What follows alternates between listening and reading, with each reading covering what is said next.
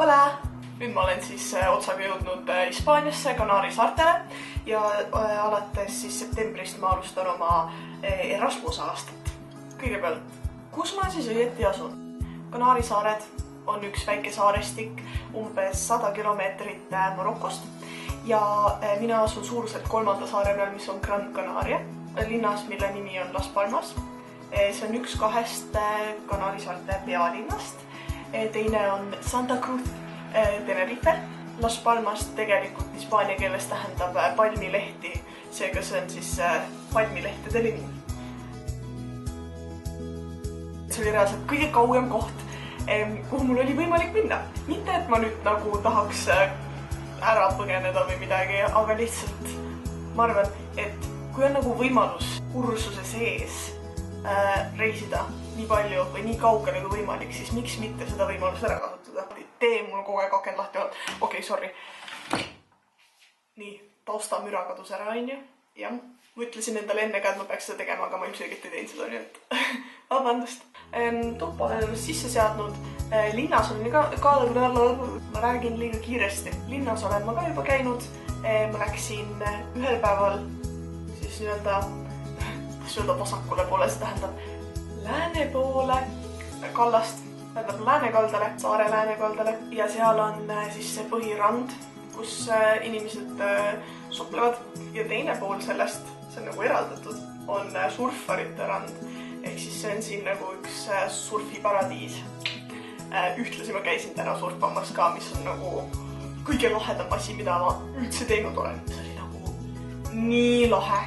Jah, läksingi siis sinna läänekaldale esimene päev ja teine päev läksin idakaldale, kus on rohkem sellist ajaloolist arhitektuuri asju. Seal on vana katedraal, mis on ehitatud 15. sajandil. See imeline tunne, mis mul tekib, kui ma näen midagi ajaloolist lihtsalt. Ilm on kogu aeg ilus olnud, või ilus, minu jaoks ilus ilm on see, et on soe ja siin on vihm ka muide. 2 asja veel. Üks siinset kraanivett ei ole soovitatav juua, sellepärast et Kanaari saartel ei ole mitte ühtegi looduslikku veevõtu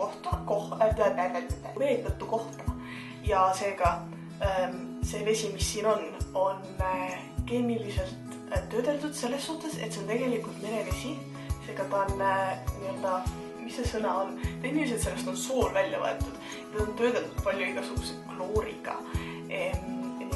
Tas on palju mineraale. Seega, tehniliselt, hambaid võib sellega pesta. Kui natuke jood, siis ikka midagi ei juhtu, aga see on hästi spetsiifiline maitse ja reaalselt see lõhnab ka nagu merevesi. Ma pean ostma siin pudeli vett. Ja teine asi. Keel. Kõik on hispaania keeles ilmselgelt ja ma saan kõigest aru tehniliselt. Teoorias mul on nagu hispaania keel päris ok, aga ma ei arvestanud sellega, et kanaaride aktsent on midagi võrdväärset šoti aktsendiga inglastele. Seega jube raske on aru saada. Korterikaaslased on kõik siit pärit, seega nad hääldavad sõnu nagu nad lihtsalt ei häälda lõppe ja räägivad hästi kiiresti ja kui ma ütlen neile, et palun räägi aeglasemalt, siis nad räägivad esimesed 2 sõna aeglaselt ja siis nad räägivad edasi jälle kiiresti. Ehk siis ma olen jumala närvi ja ma olen nagu nüüd on ja siis ma lähen endast välja, seega esimesed paar päeva olid nagu, aga ma hakkan vaikselt ära harjuma.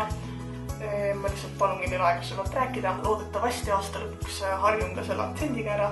Jumal hoia, et mul endal seda aktsenti ei oleks, sellepärast, et siis keegi teine ei saa minust aru. Jah, võt, ma arvan, et see ongi kõik praeguseks. Nüüd ongi järgmisest nädalast meil hakkavad igasugused Erasmuse üritused ja asjad, et ma üritan neid ka filmida nii palju kui võimalik. Ja võt, ma ütlen alati võt lõpus. Näeme!